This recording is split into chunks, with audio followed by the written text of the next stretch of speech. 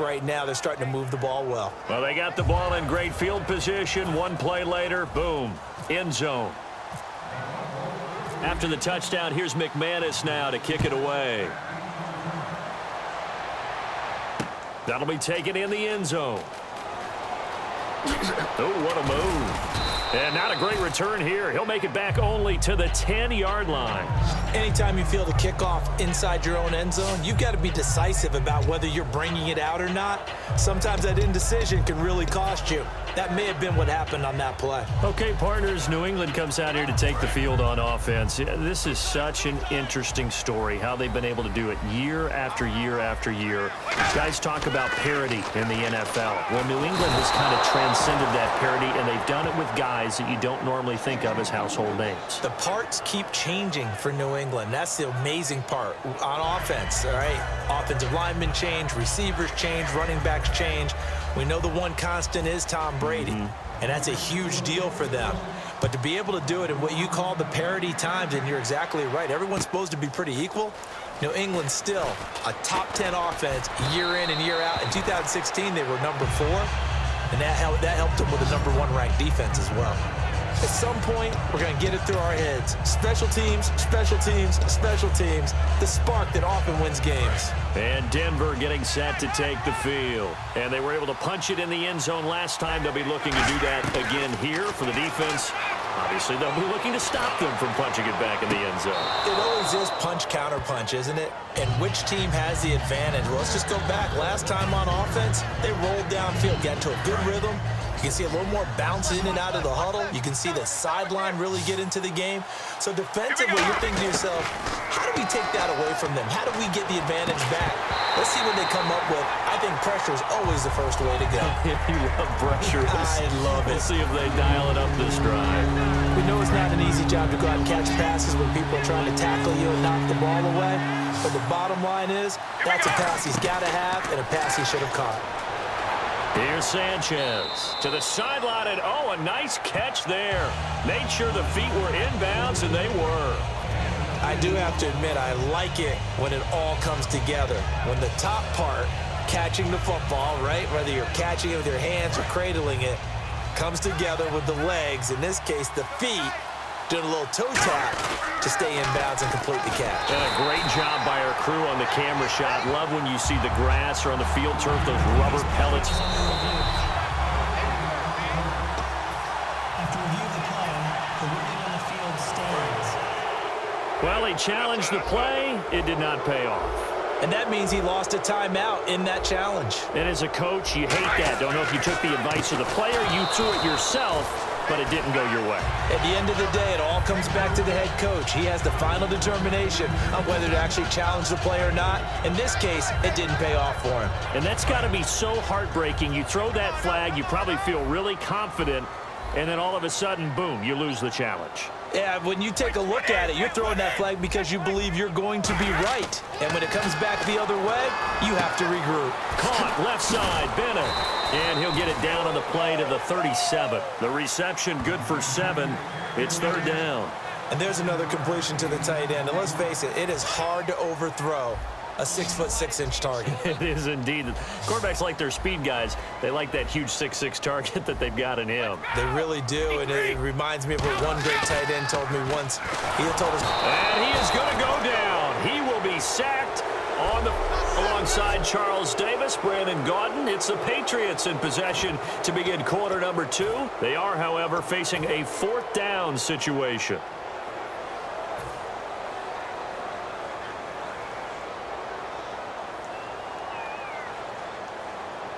And a tough ask here. They're going to go for it on 4th down and 9. Brady going to go on 4th down.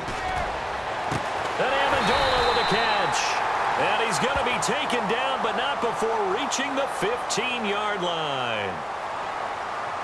Personal foul. Face mask. Defense.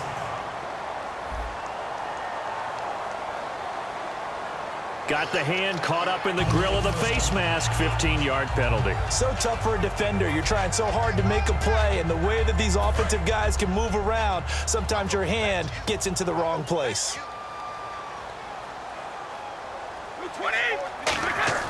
To throw, it's Brady. This is caught. Gronkowski. And he's able to get it down to the 2-yard line. 5 yards on the catch there. Brings up second down. Well, the strategy was evident there. Get it to your tight end and make it a one-on-one play with a cornerback. Who's usually going to win that one? The tight end, but not there. Not in this situation. How about the corner defeating that logic and making a review. Let's go. After review of the play, the ruling on the field stands. Well, he challenged the play. It did not pay off. And that means he lost a timeout in that challenge. And as a coach, you hate that. Don't know if you took the advice of the player, you threw it yourself, but it didn't go your way. At the end of the day, it all comes back to the head coach. He has the final determination on whether to actually challenge the play or not. In this case, it didn't pay off for him. And that's got to be so heartbreaking. You throw that flag, you probably feel really confident, and then all of a sudden, boom, you lose the challenge. Yeah, when you take a look at it, you're throwing that flag because you believe you're going to be right. And when it comes back the other way, you have to regroup. Only able to pick up a yard, and that's going to leave them with a long 4th and goal. Okay, offense, you've gotten down close, but it's still just the second quarter. I say take the 3 points. Plenty of game left to play. The offense stays out there. A big challenge here from this far back, but they're going for it on 4th and goal. He'll go for it. It's Brady. And he's going to get into the end zone. So cue up the Gronk spike, gets a Patriot touchdown. Rob Gronkowski, a 5-yard touchdown. And the Patriots get a score closer. Big 4th down conversion for the score, and the defense, that is a tough pill to swallow. Big time for them. How about them just deciding to go for it on 4th down? And, okay, forget the field goal, because that looked like an easy 3 points. Yeah, you might have had a defensive breakdown in there, but they pressed the issue and found a way to get it into the end zone. Give them big credit for that. This one taken from the 7. And he'll make it across the 20 as his guys will set up shop at the 23-yard line. And Denver getting set to take the field. And last time this unit was out here, costly turnover, and then that turned into 6 points. They've got to make amends. And how many times have we sat in meetings with coaches and they use the term complementary football? Offense take care of the defense, defense take care of the offense. That didn't happen on the last possession. This is a chance for them to pick themselves back up and help their team. Yeah, we'll see if they can recoup and recover.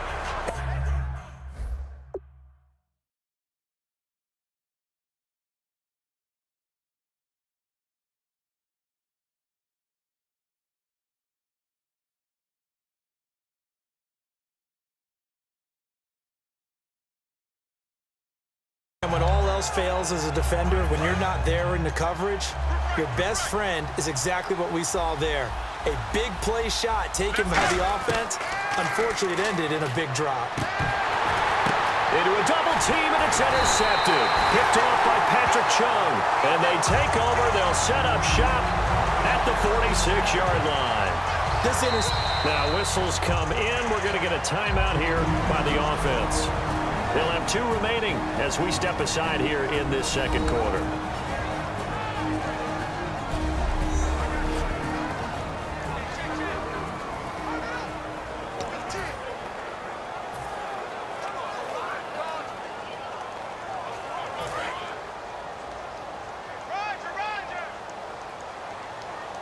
Blunt, the lone running back. So after the INT, it's Brady. And that's off the mark, incomplete. Gronkowski, the intended target. That'll bring up second down. And that one was knocked away, and I think the defenders are going to be a little upset with themselves. They made the play on the football, but that one felt like a forced pass by the quarterback. Thought he had someone open. He really wasn't. Maybe an example of having too much confidence in his receiver that no matter what, I'm going to throw it to him. And that was a play made by the defense, and it could have been a bigger one. Oh, man, for him to be that wide open and drop it. Sometimes you have just too much time on your hands, right? You end up thinking way too much, and your hands get shaky. And, yes, he's a tight end, but that's a catch he should have made.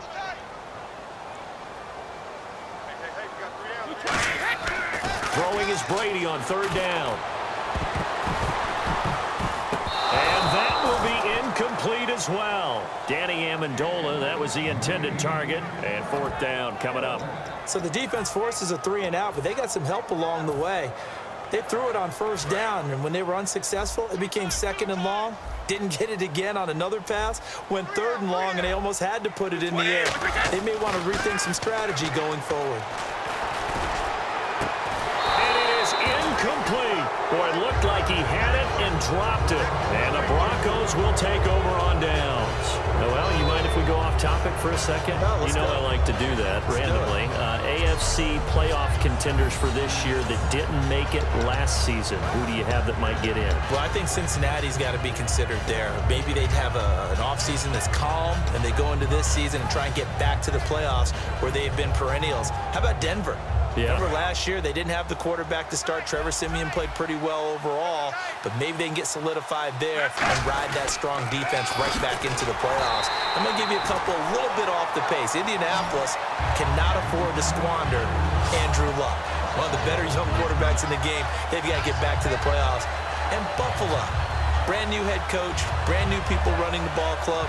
Let's see if they can figure it out, because I think defensively they can be awfully strong.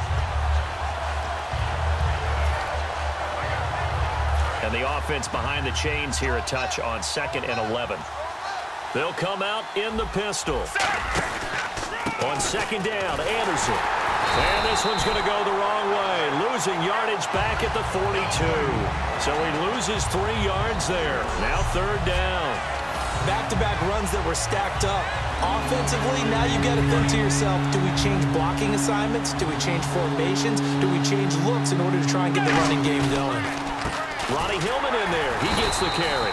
That'll make it 4th down after a loss of 1. Well, on that play, the expression, don't blink, you might miss something, certainly applied. That was fast. Defense diagnosed the play, and it was over in a heartbeat. And, oh, no, they spike it here. That was 4th down. So they spike it on 4th down, and they will lose the football. And, partner, I'm not really sure what in the world they were thinking on 4th and long there at this stage in the game, but you think social media may be firing up a little bit right now? Oh, the coach is trending right now. All right, there's no doubt about it. People are wondering what that decision was. But it takes me back to a number of years ago. A very successful coach in the league had told himself before a playoff game he was going to be aggressive. No matter what, he's going to be aggressive. And it ran his team into some real problems early, and they got upset in that playoff game. Let's see if this team can recover. Well, that's aggressive in capital letters with glitter, 7 underscore. I mean, that's the definite. Looking for Amendola, and it's intercepted. Picked off by Akeem Talib. And a big turnover there as his guys will get the football back. When we talk about Akeem Talib, technique is not the word that comes to mind, but don't worry about that. This guy anticipates as well as anyone in the league, and he did just that, picking off another pass.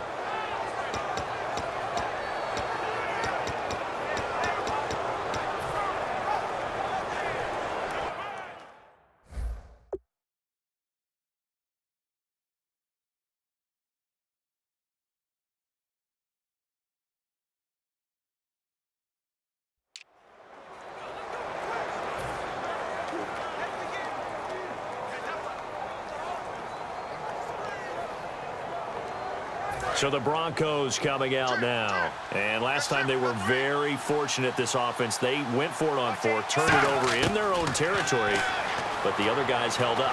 They didn't give up any points. Oh, this is taken in. It's complete. Past the 20. And all the way home for a Broncos score. Emmanuel Sanders, 84 yards. And the Broncos able to show off their quick strike ability. And, Charles, I had an offensive coordinator tell me one time that they design every play to score. I don't know how true that is. I mean, he had to run a long way after that catch. Heck of a play. I think that when he was telling you that, he was designing run after catch in every play. I mean, that's the only way to put it in there, and that's what we got on that one.